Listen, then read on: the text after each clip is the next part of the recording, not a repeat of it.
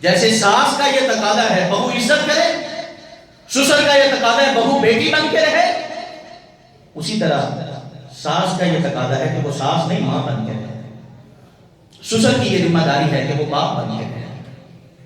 بیٹی کی 1000 غلطیاں اور ان پہ شکایت کسی سے نہیں، اعتراض اور نکتہ چینی نہیں، بیٹی کی ہر غلطی پہ تربیت، ہر غلطی پہ پردہ، ہر خطا گھر کی 4 دیواری کے اندر، اور بہو کی غلطی اگلے ہی دن اس کی ماں کے پاس، اس کے باپ کے پاس، آنے والے رشتہ داروں کے پاس۔ انہوں نے پتہ نہیں کسی نے سکھا کے نہیں کرتے جا، انہوں تو روٹی پکانی نہیں ہوتی، انہوں صفائی کرنی نہیں ہوتی، کمرہ کبھی جا کے بیٹھا اٹھ دی کتنے بجے، یہ کیا ہے؟ یہ معروف ہے؟ بیٹی کے ساتھ ایسے کیا ہے، بیٹے کے ساتھ ایسے کیا ہے؟ یہ معروف نہیں ہے۔ معروف کیا ہے؟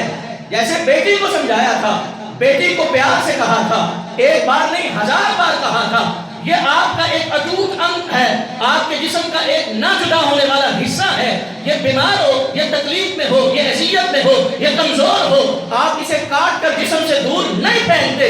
اسی طرح بہو آپ کے گھر کا حصہ ہے، آپ نے 1000 کوششیں کرنی پڑے، 1000 دفعہ کوشش کرنی ہے، زندگی بھر کوشش کرنی پڑے، ساری زندگی کوشش کرنی ہے کہ یہ کسی پرائے گھر کی لڑکی نہیں ہے، یہ ہمارے گھر کا حصہ ہے، ہمارے وجود کا حصہ ہے۔ جس طرح اپنے وجود کے حصے کو ہر طریقے کے ساتھ سدھارنے کی کوشش کی جاتی ہے، اسی طرح بہو کو ہر طریقے کے ساتھ سمجھانے اور سدھارنے کی کوشش کرتی ہے۔ تو عاشروہن بالمعروف، چاہے خامد ہے، چاہے عورت ہے، بیوی ہے، چاہے ساس ہے، چاہے سسر ہے، جو اپنے لیے پسند کرتے ہو وہ دوسروں کے لیے پسند کرو۔ جو ماحول اپنی بیٹی کے لیے چاہیے وہ بہو کو دو۔ اور اسی طرح اس بہو سے سوال کرے نا جو کہتی ہے ساس سسر میری ذمہ داری نہیں، تو تیرے ماں باپ کس کی ذمہ داری ہے؟ تیرے ماں باپ کس کی ذمہ داری ہے؟ تیرے گھر میں بھی تو ماں ہے، تیرے گھر میں بھی تو باپ ہے۔ تیری بھابھی اگر یہ سوال کر دے کہ نہیں کٹو باہر نہ کرے تو اجازت دے گا تیری؟ ضمیر، اخلاق، معاشرت، معاشرتی سلسلے اس طرح کے حکموں پہ نہیں چلتے۔ معاشرتی سلسلے احساس اور ایک دوسرے کے ساتھ تعلقات کے حسن اور خوبصورتی پہ چلتے ہیں۔ نکاح کرتے ہیں، رشتہ کرتے ہیں، تو اولاد کو نکاح اور شادی کے بعد اگر اولاد یہ مطالبہ کرتی ہے، بہو یہ مطالبہ کرتی ہے، بیوی بیٹے کی یہ مطالبہ کرتی ہے کہ اس نے الگ گھر میں رہنا، اس کا حق ہے، اس کا حق ہے۔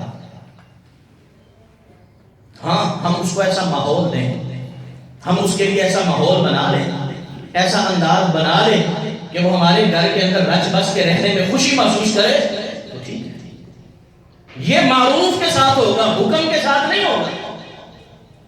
یہ جو گھروں کے اندر اکٹھے رہنے کا سلسلہ ہے یہ حکم کے ساتھ نہیں ہوگا، یہ کردار کے ساتھ ہوگا، پیار کے ساتھ ہوگا، خلوص کے ساتھ ہوگا، ایک دوسرے کے معاملات میں ایک دوسرے کے حقوق اور ایک دوسرے کی نگہداشت اور ایک دوسرے کے ساتھ تعلق مضبوط کرنے کے ساتھ ہوگا۔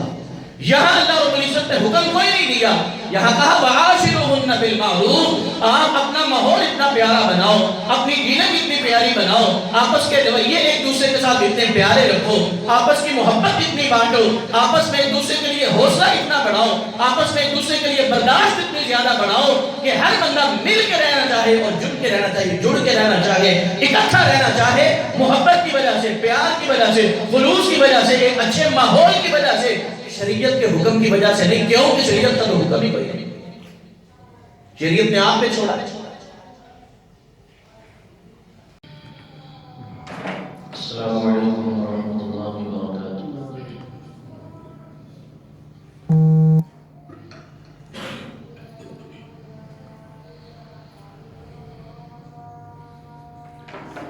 الحمدللہ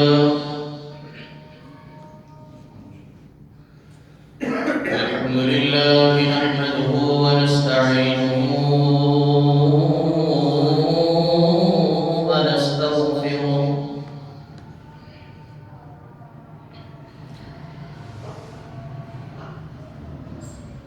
ونؤمن به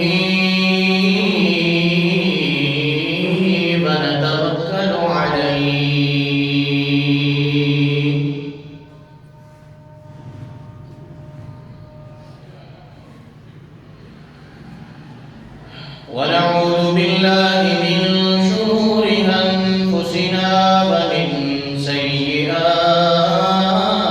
أعمالنا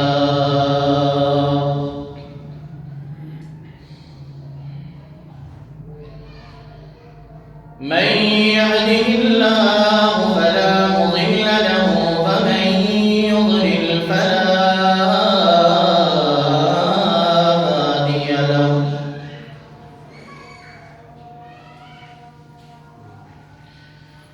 وأشهد أن لا إله إلا الله وحده لا شريك له وأشهد أن محمدًا عبده ورسوله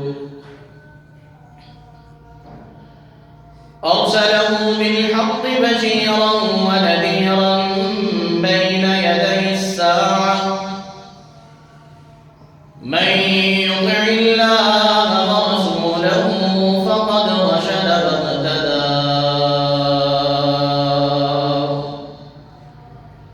ومن يعص الله ورسوله فقد ضل وضل فإنه لا يضر إلا نفسه ولا يضر الله شيئا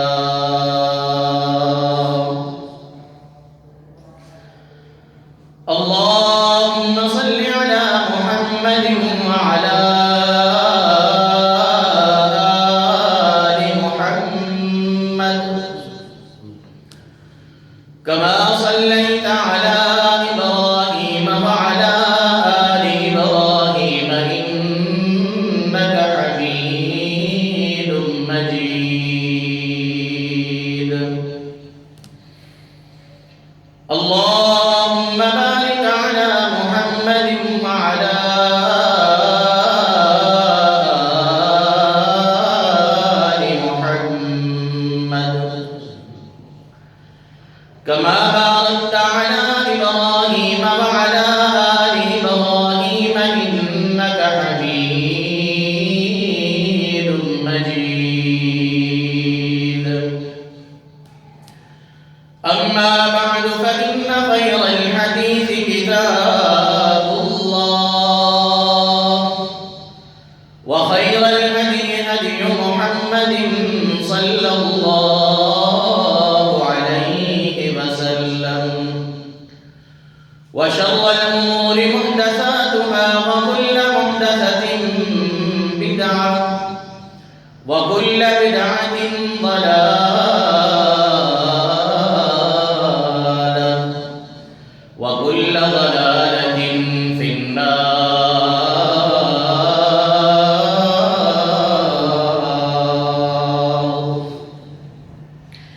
رب اشرح لي صدري ويسر لي أمري واحلل عقدة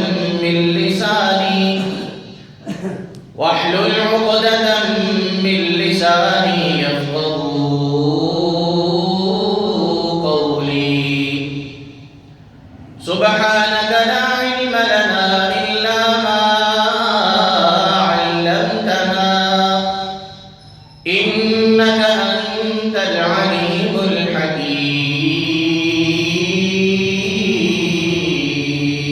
الحكيم أعوذ بالله السميع العليم من الشيطان الرجيم بسم الله الرحمن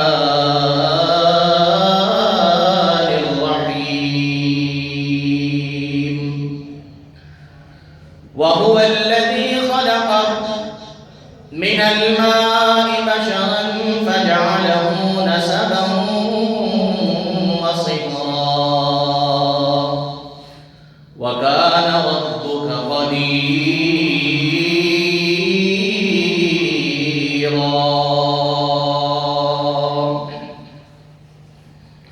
قديرا وهو الذي خلق من الماء بشرا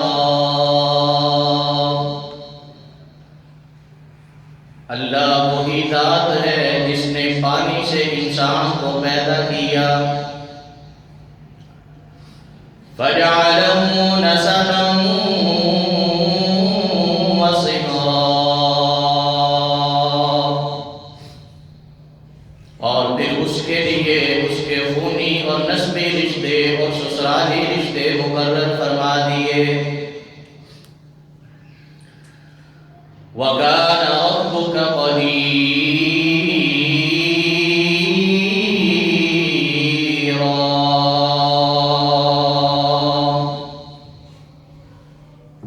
اور آپ کا رب ازل سے لے کر ابد تک قدرت اور طاقت والا ہے۔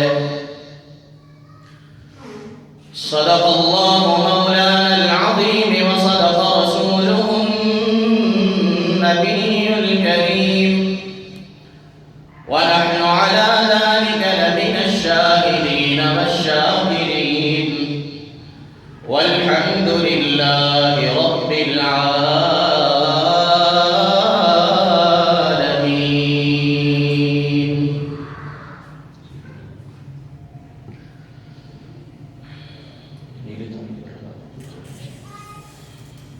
حضرات دیوبند، محترم بزرگوں، نوجوان ساتھیوں،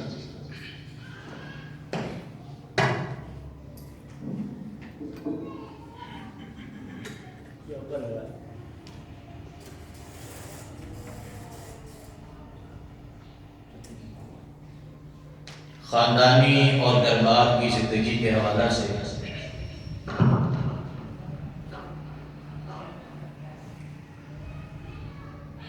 میاں بیوی کے باہمی تعلقات اور ایک دوسرے کی مناسبت سے ہر ایک کی ذمہ داریاں اور حقوق،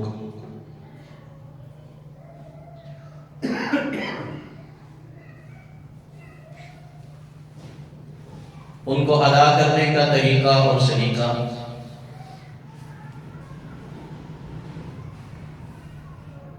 ابتر اور نگفتہ حالات میں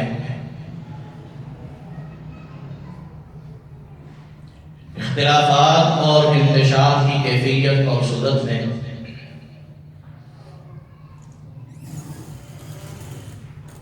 ان حالات کو سنبھالنے کا انداز اور وتیرہ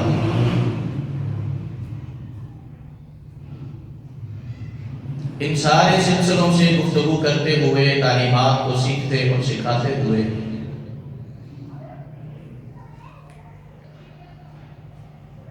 ہم نے گزشتہ خطبہ جمعہ میں بات کو یہاں تک ختم لا کے کیا تھا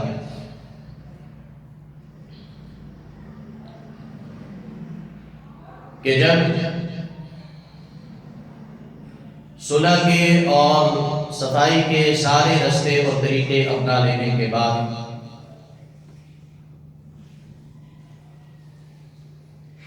میاں بیوی کی اپنی باہمی اور ذاتی کوششوں اور کاوشوں کے بعد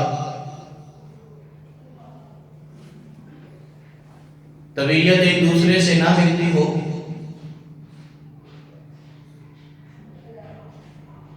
اور کوئی خاندان کے بزرگ اور تجربہ کار افراد بھی معاملات کو دیکھ کر اور ان کو پرکھ کر عدل اور انصاف کی بنیاد پہ یہ فیصلہ کرتے ہیں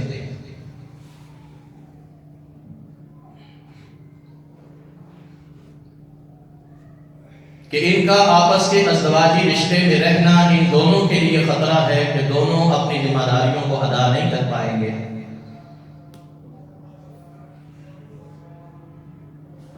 تو پھر اس کا حل طلاق ہے، اور طلاق کے مختلف مدارج ہیں، اس کے مختلف طریقہ کار جو اللہ نے مقرر فرمائے ہیں، ان کا ذکر ہم نے پڑھا تھا۔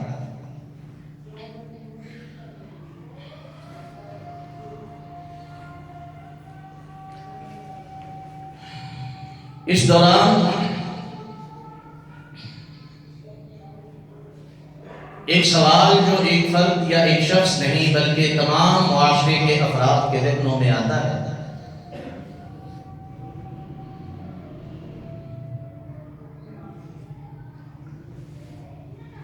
کہ بیوی کے حقوق کے حوالہ سے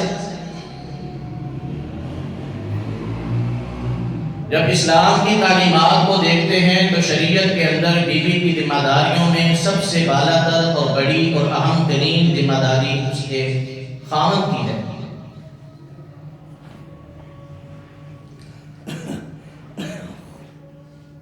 تو خاوند سے وابستہ جو افراد ہیں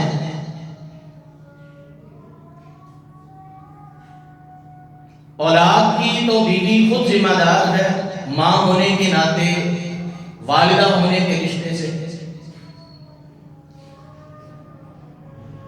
لیکن دوسرے اہل خانہ جن میں خاوند کا والد ہے، خاوند کی والدہ ہے، خاوند کے بھائی ہیں، خاوند کی بہنیں ہیں،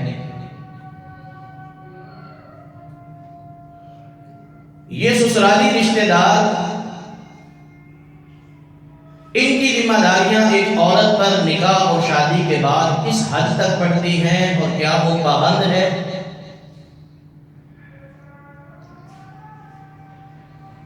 اس کے لیے ضروری ہے کہ وہ اپنی ساس، اپنے سسر کی خدمت کرے۔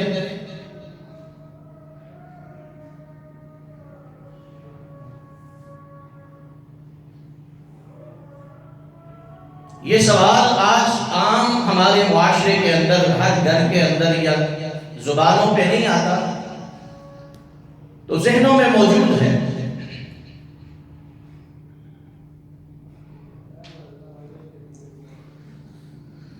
اس سوال کی نوبت کیوں آئی ہے؟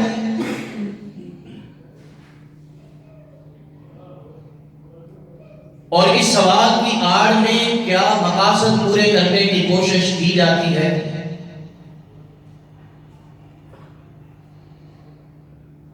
ان باتوں کو آج ہم نے اس جمعہ کی نشست میں، اپنے اس خطبہ جمعہ میں اللہ کی توفیق کے ساتھ قرآن آیات، احادیث رسول سے سمجھنے کی کوشش کرنی ہے۔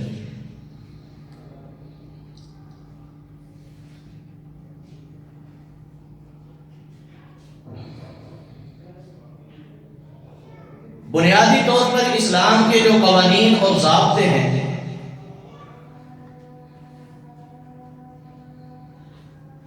ان میں اللہ رب العزت کے دو طریقے کار فرما رہے ہیں۔ ایک شریعت کا وہ حتمی فیصلہ اور حکم اور قانون اور حد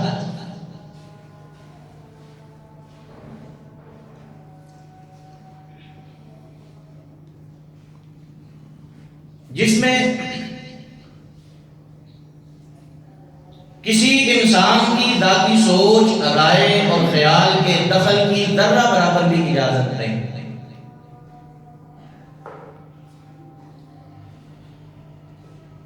اسے اللہ رب العزت نے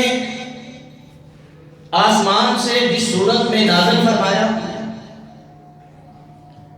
جس انداز کے ساتھ ذکر کیا،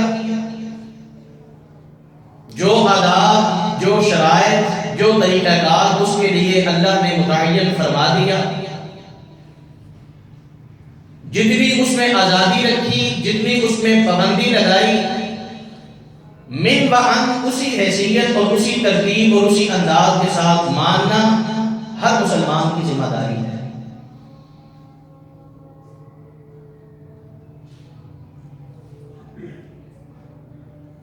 کیسے؟ نمازیں 5 ہیں، 5 نمازوں کی مختصر، مخصوص، متعین رکعات ہیں، ان کو ادا کرنے کا ایک وقت ہے، ان کو ادا کرنے کا ایک طریقہ ہے۔ زکوٰۃ اللہ کا حکم ہے، اس کی حد مقرر ہے، وہ کن کو دینی ہے، وہ الفاظ، وہ اشخاص ذکر کر دیے گئے ہیں۔ ان اعمال کے اپنانے میں اور کرنے میں کسی انسان کی سوچ، خیال، مشورہ اور رائے کو مد نظر نہیں رکھا جائے گا۔ جیسا حکم دے دیا گیا اسی طرح کیا جائے گا اور اتنا ہی کیا جائے گا۔ لیکن کچھ احکامات کا سلسلہ اللہ رب العزت نے حکم کی صورت میں نازل کرنے کی بجائے اس میں انداز بتلا دیا ہے کہ تمہارا اس کام کو کرنے کا انداز یہ ہونا چاہیے.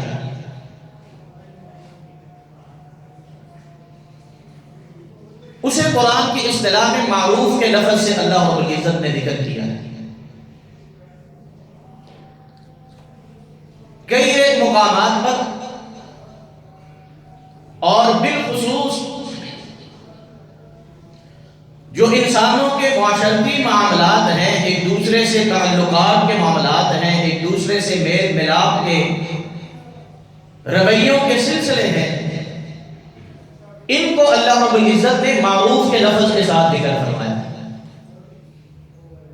جیسا کہ قرآن کی آیت کا مطالعہ کریں تو سورۃ البقرہ میں اللہ رب العزت نے جہاں پہ طلاق کے احکامات کا ذکر کیا تو وہاں کیا الفاظ استعمال فرمائے؟ فرمایا الطلاق مرتان فإمساك بمعروف أو تسريح بإحسان. طلاق اس کی وہ باریاں جن کے بعد بندہ رجوع کر سکتا ہے وہ دو ہیں. جب ان میں سے کوئی ایک مرتبہ طلاق دے دے تو آگے کیا کرے؟ فإمساك بمعروف، وہ اپنی بیوی کو یا معروف طریقے کے ساتھ روک لے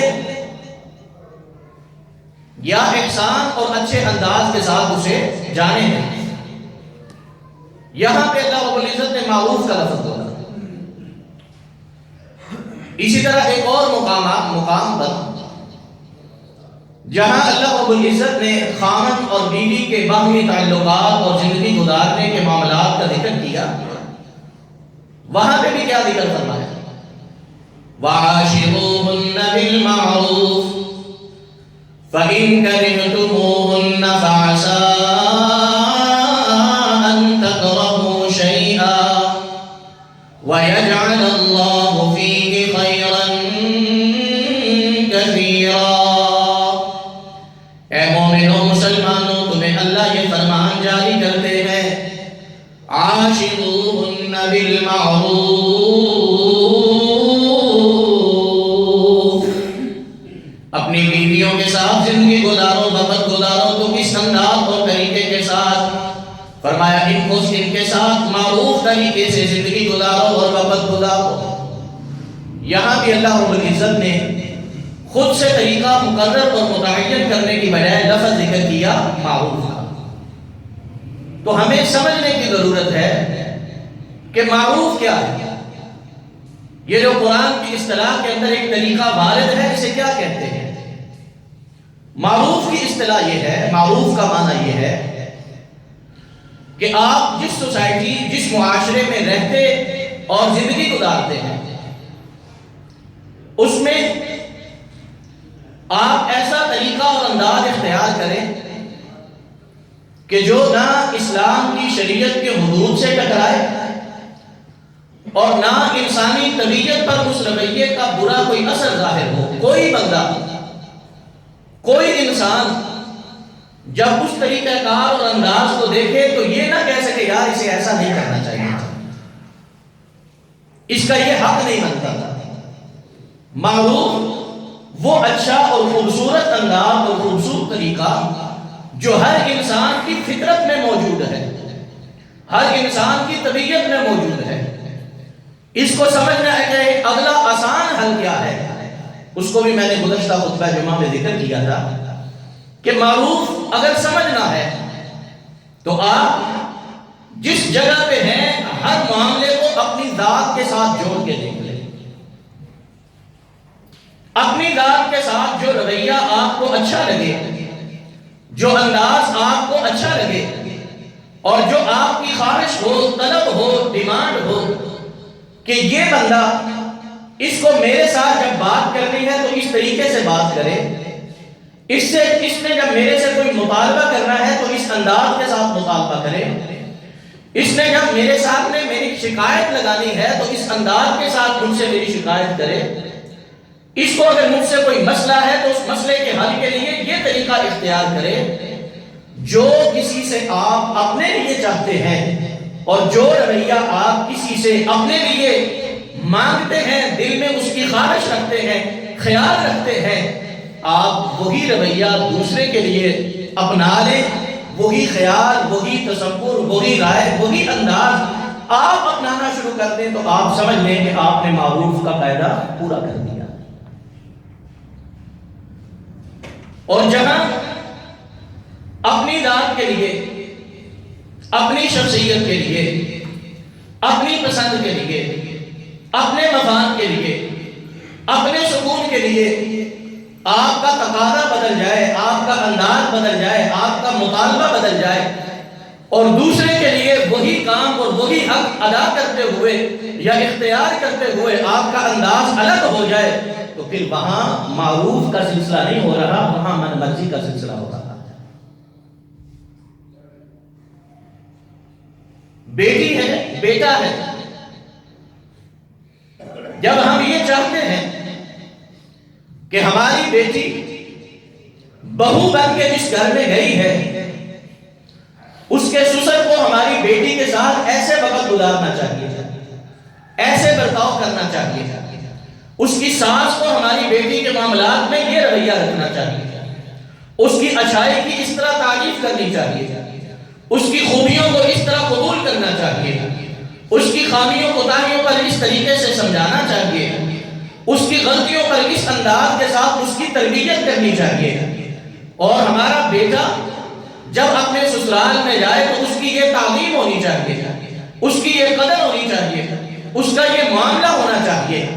اور جو ہم اپنے لیے، اپنی ذات کے لیے، اپنے سے وابستہ افراد سے مطالبہ رکھتے ہیں، کیا وہی انداز، وہی رویہ، وہی طریقہ ہم دوسروں کے لیے اپناتے ہیں؟ بیٹی کا سسرال ایسا ہونا چاہیے تو بہو کا کیسا ہونا چاہیے؟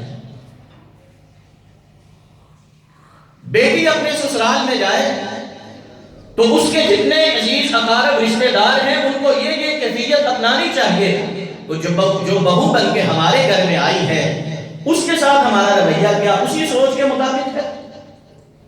اگر ویسا ہے تو پھر ہم حکم پورا کر رہے ہیں وَعَاشِرُوهُنَّ بِالْمَعْرُوفِ، اور اگر ویسا نہیں ہے تو پھر ہم مجرم ہیں۔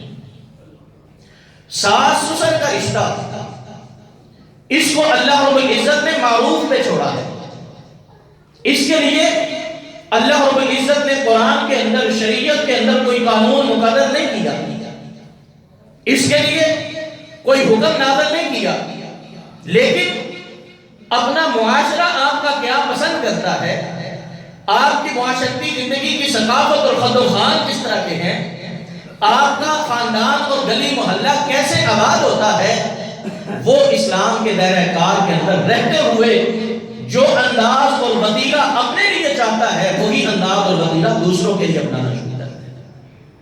ہم نکاح کرتے ہیں، یہ جو نکاح کا طریقہ ہے، نکاح میں ایجاب و قبول ہوتا ہے، خطبہ نکاح پڑھا جاتا ہے، اللہ کا ذکر ہوتا ہے، نبی پاک صلی اللہ علیہ وسلم پہ درود پاک پڑھا جاتا ہے، اور اس کے بعد پھر حق مہر کا تعین ہوتا ہے، اور پھر اس کے بعد ایجاب و قبول کا سلسلہ ہوتا ہے۔ یہ اللہ نے کہاں نازل فرمایا؟ اس کے لیے کوئی قرآنی آیت نازل نہیں ہوئی، اس کے لیے نبی پاک صلی اللہ علیہ وسلم نے کہیں پہ حکم جاری نہیں کیا، بلکہ کیا ہوا ہے، عرب کے اندر 4 نکاح کرنے کے طریقے رائج تھے۔ عرب کے لوگ 4 طریقوں سے نکاح کرتے تھے، ان میں سے ایک یہ بھی تھا، وہ بھی حق مہر مقرر کرتے تھے، وہ بھی ایجاب و قبول کرواتے تھے، وہ بھی اللہ کا نام لے کر نکاح پڑھتے تھے۔ اسی طریقے کو باقی رکھا گیا، اور باقی 3 طریقے وہ نہ انسانیت کے مطابقت میں تھے، نہ معاشرتی خوبصورتی ان میں موجود تھی، اور نہ ان کے اندر کوئی اخلاقی اقدار کا تحفظ تھا۔ ان 3 طریقوں کو اللہ رب العزت نے ختم فرما کر ایک چوتھا طریقہ جو پہلے سے چل رہا تھا اسی کو اللہ رب العزت نے اسلام کا حصہ بنا دیا۔ اسلام کوئی ایسا قانون نہیں بدلتا، کوئی ایسا طریقہ نہیں بدلتا، اسلام کسی ایسی چیز اور رویے کو ختم نہیں کرتا کہ جس رویے کے اندر انسانیت کا درجہ بلند ہوتا ہو، انسانوں کے لیے وہ فائدہ مند ہوتا ہو، انسانوں کے لیے اس میں بہتری ہو، انسانوں کے لیے اس میں آسانی ہو، صرف اسلام اس کی نو پلک سنوار دیتا ہے۔ اس لیے جس معاشرے میں ہم رہتے ہیں، جس سوسائٹی میں ہم رہتے ہیں، جس ثقافت میں ہم بستے ہیں، ہم نے اس ثقافت کے موجود طریقوں اور رویوں کو یہ دیکھنا ہے کہ کیا یہ طریقے اسلام کی حدود سے، اسلام کے حکم سے، اسلام کے مقاصد سے ٹکرا تو نہیں ہے۔ ان میں جو جو انداز اسلام کے قانون سے ٹکرائے گا اس کو بدلنا ہے، سارا طریقہ بدلنے کی ضرورت نہیں۔ ہماری سوسائٹی کیا ہے؟ ہماری سوسائٹی شروع سے آ رہی ہے جس میں جوائنٹ فیملی سسٹم ہے، مل جل کے رہنا، ایک گھر کے اندر ایک خاندان بستا ہے۔ کیا یہ اسلام کے خلاف ہے؟ نہیں، اسلام کے خلاف نہیں۔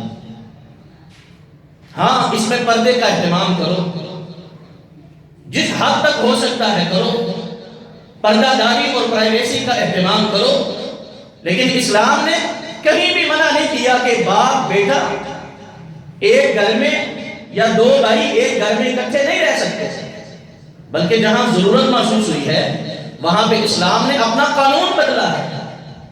ہم قربانیاں کرتے ہیں اور قربانی کے اندر اسلام کا یہ حکم ہے واضح، کتنا صاف اور سیدھا ہے کہ نبی پاک صلی اللہ علیہ وسلم کے فرمان کے مطابق 4 کمانے والے، کتنے؟ 3 4 5 10 کمانے والے ایک گھر میں رہتے ہیں۔ باپ اپنا کماتا ہے، بیٹے اپنا کماتے ہیں، ہر ایک کی اپنی اپنی کمائی ہے، ہر ایک کا اپنا اپنا روزگار ہے، لیکن کھانا پینا اکٹھا ہے۔ وہاں پہ قربانیاں کتنی ہوگی؟ اسلام کا قانون ہے سارے ایک ہی قربانی کریں، اللہ رب العزت اس ایک قربانی کا ثواب سب کو عطا فرما دیں گے۔ وہاں کسی کو الگ الگ قربانی کرنے کی ضرورت یا حکم نہیں ہے، خوشی سے کوئی کرے تو ٹھیک ہے، لیکن جو مطالبہ ہے وہ کتنے لوگوں سے ہے؟ وہ صرف ایک سے۔ جب ان کا کھانا اکٹھا ہے، رہن سہن اکٹھا ہے، ان کا کھانا پینا ایک دسترخوان پہ ہے، ایک ہنڈیا ایک چولہے پہ ہے، تو پھر ان کی طرف سے ایک ہی قربانی باپ کی طرف سے بھی، اولاد کی طرف سے بھی، گھر والوں کی طرف سے کافی ہوگی۔ کیوں؟ اسلام کے اندر ایسا کوئی سلسلہ نہیں کہ اسلام اس سسٹم کو غلط کہتا ہے کہ اسلام اس سسٹم کو خراب کہتا ہے۔ ہاں، ان میں اصلاح کی گنجائش موجود ہے، ہر جگہ پہ موجود ہے۔ جن چیزوں سے اسلام کا حکم ٹوٹتا ہے ان چیزوں کو ختم کرو، ان میں تربیت لو، ان میں ایک سوچ اچھی ڈیولپ کرو۔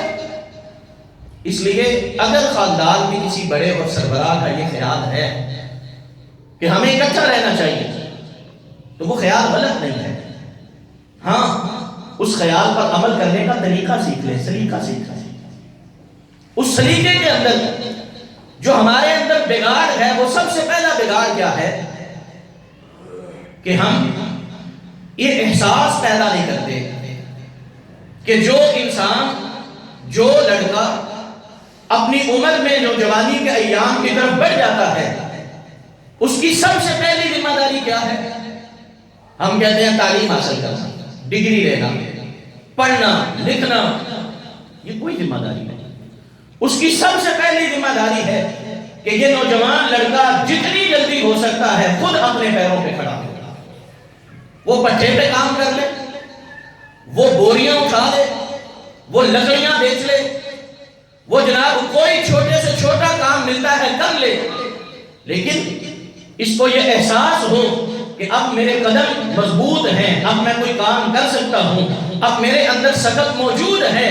ان کی یہ تربیت کی جائے، ان کو یہ احساس دلایا جائے کہ آپ اب ہماری ذمہ داری سے فارغ ہو، اب ہم آپ کا بوجھ اٹھانے کے پابند نہیں ہیں، اب پابند آپ ہو کہ آپ نے اپنی ذات کا بوجھ بھی اٹھانا ہے، اور اگر ہمیں ضرورت محسوس ہوئے تو ہم نے تم سے اپنی خدمت بھی کروانی ہے۔ یہ احساس ہے ہمارے معاشرے میں۔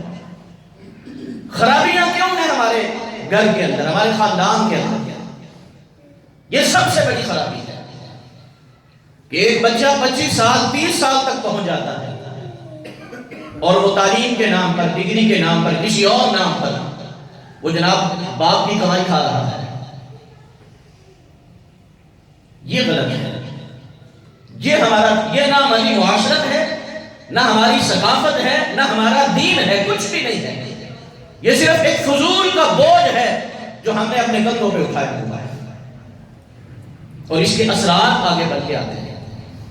اس لیے اگر ہمیں اپنے گھر اور گھروں کے اندر موجود رشتوں ان کو اپنے اپنی ترتیب پہ لے کے چلنا ہے، اور اپنی خوبصورت جو ثقافت تھی، ہمارا جو کلچر تھا ہمارے پاکستان کا، ایک ملی جلی فیملی کا، اس کو ہم نے اسلامی دائرہ کار کے تحت اچھے طریقے سے لے کے آگے بڑھنا ہے، تو آغاز یہاں سے نہیں ہوگا کہ ساس کا کیا حق ہے، بہو کا کیا حق ہے، سسر کیا کہہ سکتا ہے، بہو کیا کر سکتی ہے، وہ کن چیزوں کی پابند ہے، یہ کن چیزوں کا پابند ہے۔ آغاز اصلاح کا یہاں سے نہیں ہوگا، اصلاح کا آغاز ہوگا تو یہاں سے کہ ایک نوجوان اپنے پیروں پہ کھڑا ہونے کا ذمہ دار کب سے ہوتا ہے، تو وہ تب سے ذمہ دار ہے جب وہ بالغ ہے، جب وہ شعور والا ہے، جب وہ 14 سال کی عمر کا ہے۔ اور میں سیرت طیبہ کا مطالعہ کروں تو نبی پاک صلی اللہ علیہ وسلم کی سیرت یہ سکھاتی ہے، پابند بناتی ہے کہ اللہ کے پیغمبر صلی اللہ علیہ وسلم 14 سال کی عمر میں تھے، آپ نے اپنے گھر میں دیکھا تھا ابو طالب میرے سرپرست ہیں، باپ میرے سر پہ کوئی نہیں ہے، اور میں ان کے گھر میں پرورش پا رہا ہوں، اور یہی میرے کھانے پینے کے ذمہ دار ہیں، لیکن ان کا کاروبار اتنا نہیں، یہ اتنے مضبوط نہیں ہیں، سردار ہیں دولت کی وجہ سے نہیں، سردار ہیں اپنی جو ہے نا ثروت کی وجہ سے نہیں، اپنی جائیداد کی وجہ سے نہیں، سردار ہیں اپنے اخلاق اور کردار کی وجہ سے۔ حضرت ابو طالب فقیر تھے، غریب تھے، ان میں اتنی سخت اور اتنی مالی قوت بھی نہیں تھی کہ اپنے بیٹوں کا خرچہ خود اٹھا سکتے، غریب تھے، سرداری تھی اخلاق اور کردار کی وجہ سے، خاندان کی وجہ سے، نام کی وجہ سے، نسب کی وجہ سے۔ تو نبی پاک صلی اللہ علیہ وسلم نے 14 سال کی عمر میں جب دیکھا تو اللہ کے پیغمبر صلی اللہ علیہ وسلم پوچھے، آپ نے کام ڈھونڈا، لوگوں سے پوچھا، ڈھونڈتے ڈھونڈتے آپ کو بکریاں چرانے کا کام ملا، اجرت طے ہوئی، اللہ کے پیغمبر صلی اللہ علیہ وسلم نے بکریاں چرائیں، وہ چند پیسے حاصل کیے اور اپنا خرچہ اور اپنے گھر کا خرچہ۔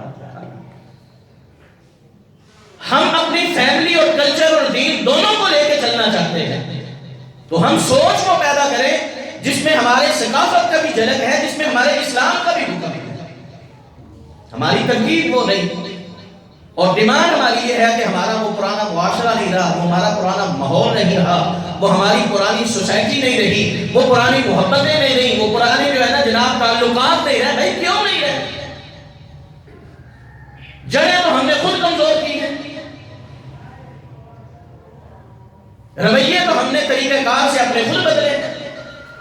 اس لیے سب سے پہلا کام جو ہمیں اپنے گھروں میں کرنے کی ضرورت ہے، 1 2 4 دنوں میں نہیں ہوتا، 5 6 10 سالوں میں نہیں ہوتا، نسل بدلتی ہے معاشرے، معاشروں کا چلن نسلیں بدلا کرتی ہیں۔ موجودہ لوگ صرف سوچ پیدا کرتے ہیں، طریقہ کار اس کا آغاز کرتے ہیں، ایک چھوٹا سا رستہ بناتے ہیں، وہ ایک پگڈنڈی بنتی ہے، کھال بنتی ہے، پھر وہ رستوں کا روپ ڈالتی ہے، پھر اس پہ لوگ آنا شروع ہوتے ہیں۔ ہمیں بھی یہ خیال لے کر کسی بات کو ریجیکٹ نہیں کر دینا چاہیے، پھینک نہیں دینا چاہیے، تو جناب ادھر ہوئے گا نہیں، ہوئے گا، ہوگا اپنے وقت پر۔ جیسے آہستہ آہستہ ہمارا معاشرہ بدلا ہے اور اس نہج تک پہنچا ہے کہ ہمارے گھروں کے اندر یہ باتیں موجود ہیں کہ ساس کیا ہے، سسر کیا ہے، بہو کیا ہے، ان کے آپس میں حقوق اور ذمہ داریاں کیا ہیں، اور یہ گھروں کے اندر باتیں موجود ہیں، اور باہر جنہوں نے شرارتیں کرنی تھی، جنہوں نے نقب لگانی تھی، وہ ہمارے معاشرے کے چند افراد کو اٹھا کے کہاں تک لے گئے ہیں۔ کوئی جناب کسی طرح کا بینر اٹھا رہا، کوئی کسی سے زیادہ مانگ رہا، کوئی کسی سے، یہ کیوں ہو رہا ہے؟ اس کے پیچھے بہت لمبی منصوبہ بندی ہے، ہلکی ہلکی کوشش ہے، اور اس کے اثرات ہم دیکھ رہے ہیں۔ سب سے پہلا کام یہ کریں کہ اپنے نوجوانوں اور بچوں کو پابند بنائیں کہ آپ اپنے بل بوتے پہ اپنی تعلیم جاری رکھو، اپنے بل بوتے پہ اپنا مقام بنانے کی کوشش کرو، اور اگر نہیں کر سکتے تو آپ ذمہ دار ہو کہ آپ سب سے پہلے اپنا خرچہ اٹھانے کے قابل ہو۔ دوسرا کام، جو کما کے لا رہا ہے، جو بندہ جو کماتا ہے وہ اس کی ملکی ہے، جو باپ کماتا ہے وہ باپ کا ہے، جب تک باپ زندہ ہے وہ صرف اس کا ہے، کسی بیٹے کا کسی بیٹی کا اس میں کوئی حق نہیں ہے۔ جس نوجوان کے ذہن میں یہ ہے کہ میں نے کاروبار کرنا ہے، باپ مجھے پیسہ دے، غلط سوچ رہا ہے۔ غلط ڈگر پہ ہے. جس نوجوان کا یہ مطالبہ ہے میرا باپ مجھے لے کے نہیں کچھ دیتا کہ دیر کے نہیں تو میں کرنا بھی تو ہے، غلط روش پہ ہے. نہ یہ ہمارا کلچر ہے نہ یہ ہمارا دین ہے. پتہ کرو آپ کہاں کھڑے ہو. جو باپ کما رہا ہے وہ باپ کا ہے اور ساری زندگی کے لیے اس کا ہے. اور باپ تب تک اولاد کی ضرورتیں پورا کرنے کا ذمہ دار ہے لڑکوں میں سے جب تک لڑکے اپنے پیروں پہ کھڑے نہیں ہوتے. اور بیٹیوں کا ذمہ دار وہ تب تک ہے جب تک وہ اگلے گھر پہ رخصت نہیں ہوتا. ہاں اگر کوئی بیٹی رخصت ہو کے واپس آ جائے، طلاق ہو جائے یا بیوہ ہو جائے یا کوئی مسئلہ، پھر باپ ذمہ دار ہے، پھر بھائی بھی ذمہ دار ہے، باپ بھی ذمہ دار ہے. یہ ان کا خرچہ اٹھائے، ان کو کھائے کھلائے پلائے، ان کی ضرورتیں پوری کرے. لیکن بیٹوں میں سے کسی بیٹے کا حق نہیں کہ وہ زندگی میں اس انتظار میں بیٹھا رہے کہ باپ کچھ دے. میرا حصہ، کوئی حصہ نہیں کسی بیٹے کا.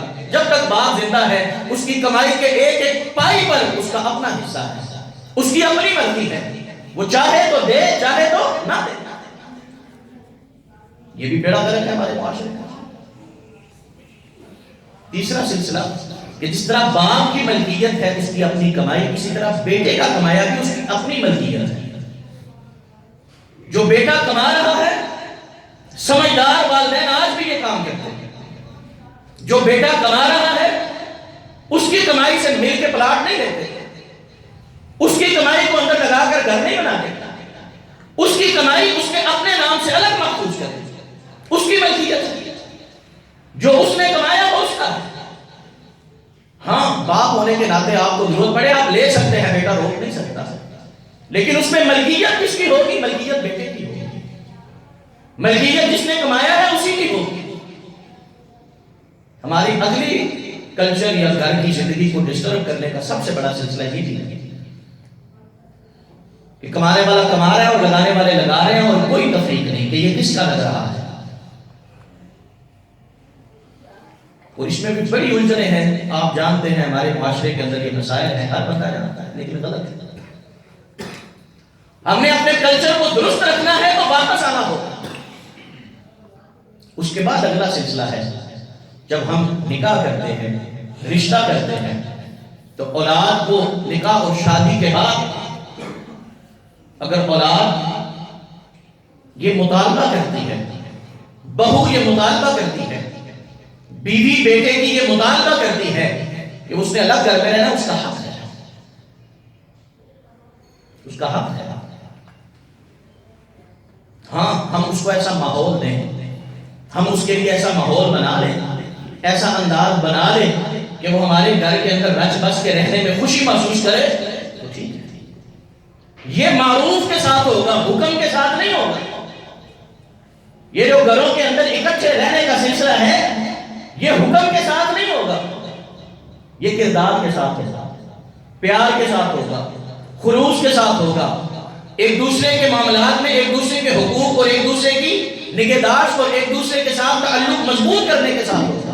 یہاں اللہ رب العزت نے حکم کوئی نہیں دیا، یہاں کہا وَعَاشِرُهُنَّ بِالْمَعْرُوفِ. آپ اپنا ماحول اتنا پیارا بناؤ، اپنی دینت اتنی پیاری بناؤ، آپس کے رویے ایک دوسرے کے ساتھ اتنے پیارے رکھو، آپس کی محبت اتنی بانٹو، آپس میں ایک دوسرے کے لیے حوصلہ اتنا بڑھاؤ، آپس میں ایک دوسرے کے لیے برداشت اتنی زیادہ بڑھاؤ کہ ہر بندہ مل کے رہنا چاہے اور جڑ کے رہنا چاہیے، جڑ کے رہنا چاہے، اکٹھا رہنا چاہے، محبت کی وجہ سے، پیار کی وجہ سے، خلوص کی وجہ سے، ایک اچھے ماحول کی وجہ سے، شریعت کے حکم کی وجہ سے نہیں. کیوں کہ شریعت کا تو حکم ہی کوئی نہیں، شریعت نے آپ پہ چھوڑا ہے. وہاں پہ ذمہ داری پہلی خامد کی، پھر اس خامد کے والدین کہ وہاں معروف پورا کریں. وَعَاشِرُهُنَّ بِالْمَعْرُوفِ. جیسے ساس کا یہ تقاضا ہے بہو عزت کرے، سسر کا یہ تقاضا ہے بہو بیٹی بن کے رہے، اسی طرح ساس کا یہ تقاضا ہے کہ وہ ساس نہیں ماں بن کے رہے. سسر کی یہ ذمہ داری ہے کہ وہ باپ بن کے رہے. بیٹی کی 1000 غلطیاں اور ان پہ شکایت کسی سے نہیں، اعتراض اور نکتہ چینی نہیں. بیٹی کی ہر غلطی پہ تربیت، ہر غلطی پہ پردہ، ہر خطا گھر کی 4 دیواری کے اندر. اور بہو کی غلطی اگلے ہی دن اس کی ماں کے پاس، اس کے باپ کے پاس، آنے والے رشتہ داروں کے پاس. انہوں نے پتہ نہیں کسی نے سکھا کے نہیں کر بھیجا. انہوں تو روٹی پکانی نہیں ہوتی، انہوں صفائی کرنی نہیں ہوتی، کمرہ کہیں جا کے اٹھ دی کتنے بجے، یہ کیا ہے؟ یہ معروف ہے؟ بیٹی کے ساتھ ایسے کیا ہے، بیٹے کے ساتھ ایسے کیا ہے؟ یہ معروف نہیں ہے۔ معروف کیا ہے؟ جیسے بیٹی کو سمجھایا تھا، بیٹی کو پیار سے کہا تھا، ایک بار نہیں 1000 بار کہا تھا، یہ آپ کا ایک اٹوٹ انگ ہے، آپ کے جسم کا ایک نہ جدا ہونے والا حصہ ہے۔ یہ بیمار ہو، یہ تکلیف میں ہو، یہ اذیت میں ہو، یہ کمزور ہو، آپ اسے کاٹ کر جسم سے دور نہیں پھینکتے۔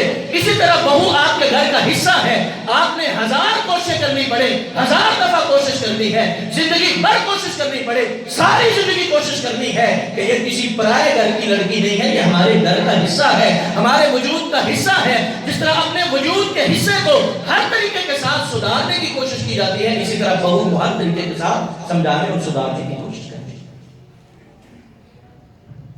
اس کی شکایت کسی سے کرنا بستی ہے۔ باپ اولاد کی شکایت کسی سے کیوں نہیں کرتا؟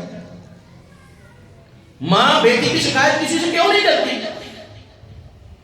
کیوں؟ بستی ہوتی ہے، یہ ہو جائے اولاد ہے تو یہ بھی بستی ہے جناب، کہ بہو آپ کی، کھانا پینا آپ کے ساتھ، رہنا آپ کے ساتھ، اور آپ کا رشتہ اتنا گل مل نہیں سکا کہ آپ کو ایک کی بستی اپنی بستی فیل ہو، آپ کو ایک کی کمزوری اپنی کمزوری فیل ہو۔ بیٹی کی کمزوری ماں کو اپنی کمزوری محسوس ہوتی ہے، بیٹے کی کمزوری باپ کو اپنی کمزوری محسوس ہوتی ہے۔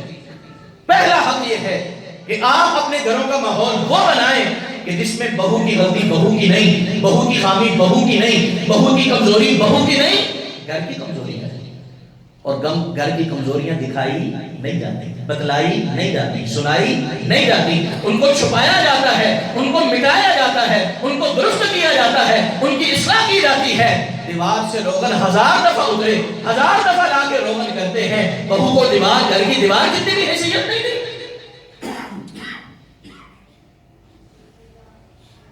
باپ بنو ماں بنو، اور قرآن نے یہی اصول دیا۔ قرآن پاک میں رشتوں کی 2 صورتیں ہیں، ایک رشتے جو نسب کے ہیں، اولاد اور نسل کے ساتھ آگے چلتے ہیں، انہی کے برابر، انہی کے ساتھ، اسی آیت میں، اسی جگہ پہ اللہ رب العزت نے آگے سسرال کے رشتوں کا ذکر کیا ہے۔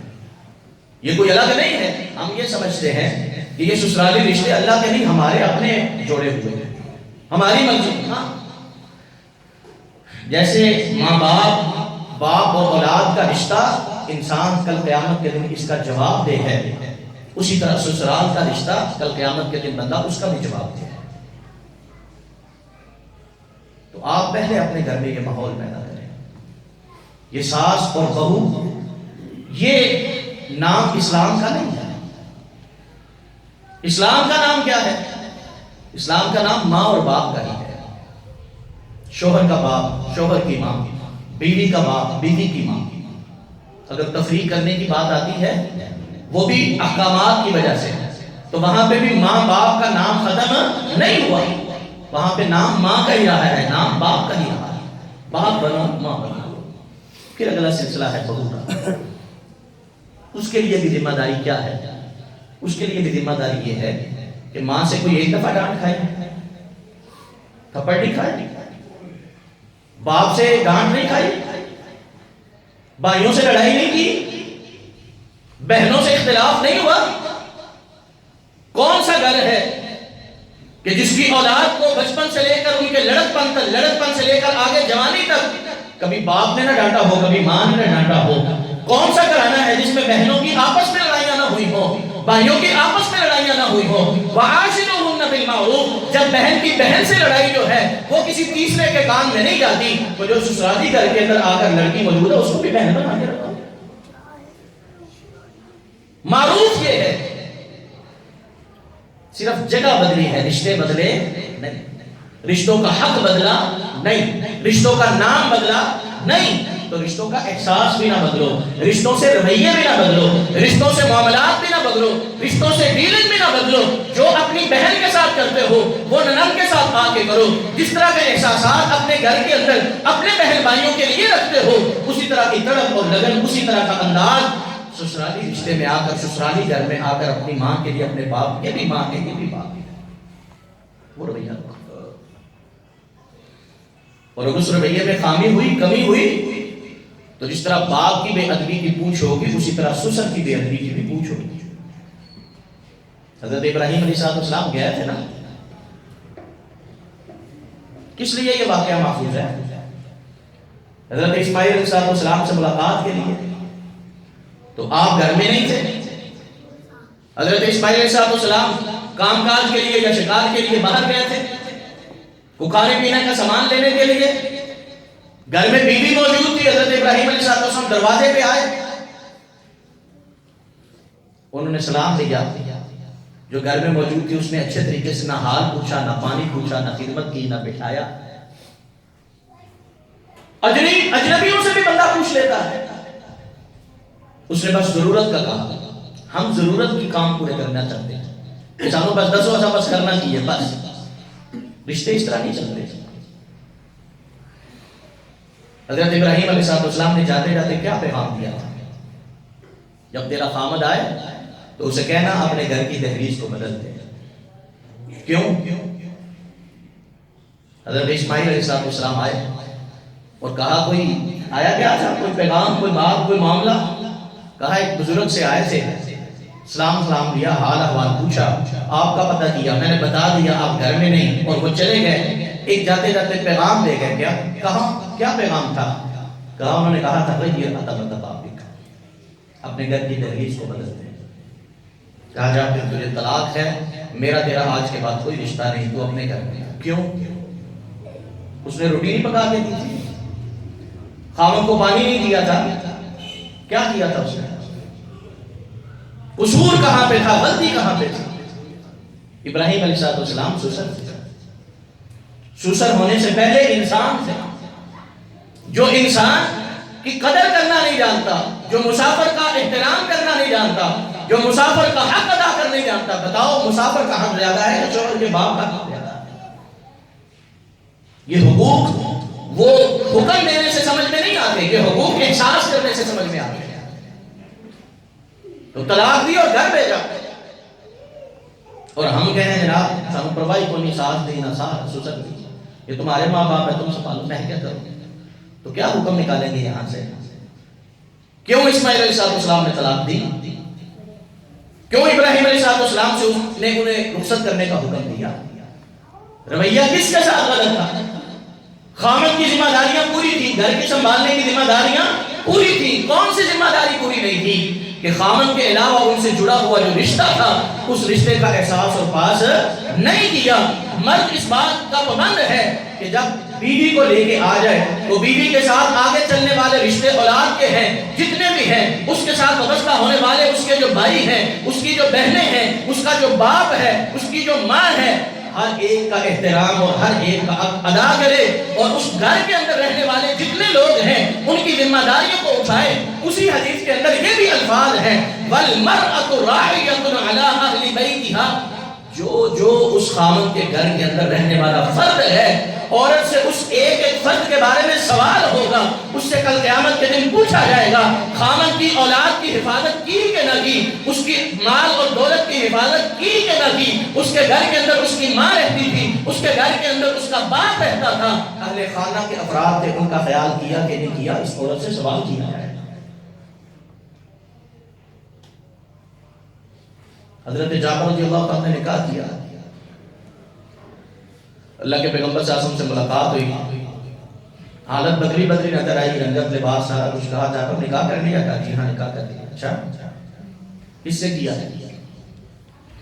कहा कमारी से नहीं किया, एक तलाक याफ्ता या बेवा हुई थी उससे निकाह किया। कहा जाफर क्यों? कवारी से क्यों नहीं किया? तू भी अभी नौजवान है, तो तूने तलाक याफ्ता या बेवा से क्यों किया? कहने लगे अल्लाह के रसूल सल्लल्लाहु अलैहि वसल्लम, मेरी 9 बहनें हैं, छोटी हैं, ना सर पे माँ है ना सर पे बाप है। तो मैंने ये सोचा कि जो इनकी हम उम्र आएगी वो इनकी तरबियत नहीं कर सकेगी, इनको संभाल नहीं सकेगी। तो मैंने खुद में باوجود خواہش کے اپنی خواہش کو چھوڑا، اپنی بہنوں کی ذمہ داری کا احساس کیا اور ایسی عمر رسیدہ عورت سے نکاح کیا کہ جو ان کی ماں کی طرح تربیت کر سکے۔ رسول اللہ صلی اللہ علیہ وسلم نے کیا کہا؟ یہ تو اس کا حق نہیں، یہ اس کی ذمہ داری نہیں، یہ اس کا کام نہیں۔ تیری بہنوں کا خیال کرے، 9 بہنیں ایک بھی نہیں۔ اب تو رشتے کی نام چھوڑ دیتے ہیں نا، بندہ وہ جناب دینے پر آنے تھے 4 بہنیں نہیں ہوتے، نکاح ہی نہیں کرنا، کیوں بہنیں بھی اندر رہی ہیں۔ کیا عجیب معاملہ، جو سوچ لے کے چلیں گے رویے ویسے ہی ملیں گے، نتائج ویسے ہی آئیں گے۔ 9 بہنیں ہیں میری، تو میں نے یہ خیال کیا کہ عمر رسیدہ عورت سے نکاح کروں جس کے اندر عمر بھی بڑی ہو، تجربہ بھی زیادہ ہو، تو وہ میری بہنوں کی بیٹیوں کی طرح پرورش کر سکے، ان کو سکھا اور پڑھا سکے۔ اس لیے میں ہم عمر سے نکاح نہیں کیا، بڑی عمر کی عورت سے نکاح کیا۔ اور میں جابر، اللہ رب العزت تیری سوچ میں اور تیرے گھر میں اور مال میں برکت عطا فرمائے۔ اگر برکت لینی ہے گھر میں، برکت لینی ہے اولاد میں، برکت لینی ہے مال میں، برکت لینی ہے اولاد میں، برکت لینی ہے نسل میں، برکت لینی ہے زندگی میں، تو عاشروہن بالمعروف، چاہے خامد ہے، چاہے عورت ہے، بیوی ہے، چاہے ساس ہے، چاہے سسر ہے، جو اپنے لیے پسند کرتے ہو وہ دوسروں کے لیے پسند کرو۔ جو ماحول اپنی بیٹی کے لیے چاہیے وہ بہو کو دو۔ اور اسی طرح اس بہو سے سوال کرے نا جو کہتی ہے ساس سسر میری ذمہ داری نہیں، تو تیرے ماں باپ کس کی ذمہ داری ہے؟ تیرے ماں باپ کس کی ذمہ داری ہے؟ تیرے گھر میں بھی تو ماں ہے، تیرے گھر میں بھی تو باپ ہے۔ تیری بابی اگر یہ سوال کر دے کہ نہیں کٹو باہر نہ کرے تو اجازت دے گا تیری؟ ضمیر، اخلاق، معاشرتی سلسلے اس طرح کے حکموں پہ نہیں چلتے، معاشرتی سلسلے احساس اور ایک دوسرے کے ساتھ تعلقات کے حسن اور خوبصورتی پہ چلتے ہیں۔ اسی لیے قرآن نے اس آیت میں جہاں پہ حسب نسب کے رشتوں کو ذکر کیا ہے، اسی سطح پہ، اسی برابری پہ اللہ رب العزت نے سسرالی رشتوں کو اسی تجدید کے ساتھ ذکر کیا ہے۔ تو جس طرح ایک ماں کی خدمت پہ ثواب ہوگا، اسی طرح ساس کی خدمت پہ ثواب ہوگا۔ جس طرح سسر کی خدمت ہے، جیسے باپ کی خدمت ہے، ویسے سسر کی خدمت ہے۔ لیکن اس خدمت کے لیے حکمن کسی کو مجبور نہیں کیا جائے گا۔ اس خدمت کے لیے اور اس ماحول کے لیے ہر فرد اپنی جگہ پہ اپنا بہتر رویہ پیش کرے گا تاکہ بدلے میں بہتر انداز دیکھنے کو ملے۔ اور یہی چیز اسلام نے سکھائی ہے۔ جو عرب کا معاشرہ تھا نا، اس عرب معاشرے کے اندر یہ شریکہ داری بڑی تھی۔ یہ شریکہ چاری کہاں سے آئی؟ وہ سارا شریکہ، یہ شریکہ کہاں سے آئی؟ شریکے کی کوئی بنیاد نہیں، کوئی شریکہ نہیں اسلام کے اندر۔ یہ شریکہ داری یہ عرب کی وہ پرانا طریقہ ہے جس کی وجہ سے عرب کے اندر اتنی بڑی بڑی خون ریزیاں ہوتی تھی جو کبھی ختم ہی نہیں ہوتی تھی۔ جتنی عرب کی جنگیں معروف ہیں، مشہور ہیں، حرب بسوس کے نام سے، کبھی فلانی جنگ، کبھی فلانی جنگ، اور مدینہ کے اندر اوس اور خزرج جو ہیں ان کی جنگیں آپس میں، یہ شریکوں کی جنگیں تھیں۔ یہ آپس میں بھائیوں کی لڑائیاں تھیں، چاچے تائیوں کی لڑائیاں تھیں۔ یہ ان کی لڑائیاں تھیں جو بڑھتے بڑھتے اتنے سال تک جاری رہنے کے نسلیں ختم ہو جاتی۔ اسلام نے انہی کو آگے ختم کیا اور کیا کہا یہ جو صلہ رحمی ہے نا، صلہ رحمی کیا ہے؟ رشتہ داری اور تعلقات جو ہیں ان کو توڑنے والا، اس کے بارے میں اللہ کا فرمان ہے کہ جو بندہ رشتہ رحمی اور صلہ رحمی کو ملانے کی کوشش کرے گا، اللہ رب العزت اس کو ملا کے رکھیں گے، اس کو جوڑ کے رکھیں گے، اس کو بابرکت بنا کے رکھیں گے۔ اور اللہ رب العزت نے صلہ رحمی کو مخاطب کر کے کہا ہے من قطعک قطعہ اللہ، جو رشتہ داری کو بکھیر کے رکھ دے گا، یہ تعلقات اور فیملی سسٹم کو بکھیرے گا، توڑے گا، کاٹے گا، اللہ رب العزت اس کو توڑ کے اور بکھیر کے رکھ دے گا۔ اور یہ صرف بہو کے لیے نہیں ہے، صرف نوجوانوں کے لیے نہیں ہے۔ جس بڑے کی بلا وجہ کی سختی کی وجہ سے، جس بڑے کے بلا وجہ کے بڑے پن کی وجہ سے کوئی چھوٹے مجبور ہو جائیں تو وہاں قصوروار بڑے ہوں گے، اور جو چھوٹے خام خواہ کی خواہشات کی وجہ سے، ذاتی مفادات کی وجہ سے بڑوں سے دور ہونے کی کوشش کریں، وہاں قصوروار چھوٹے ہوں گے۔ اس چیز کو دیکھا جائے گا معروف کی بنیاد پہ۔ اللہ رب العزت ہمیں اس معاملے میں صحیح طریقہ اور انداز اور منہج سمجھنے کی اور اس کے مطابق ہمیں چلنے کی توفیق عطا فرمائے۔ اقول قولی ھذا استغفر اللہ لی و لکم ولسائر المؤمنین، والسلام علیکم۔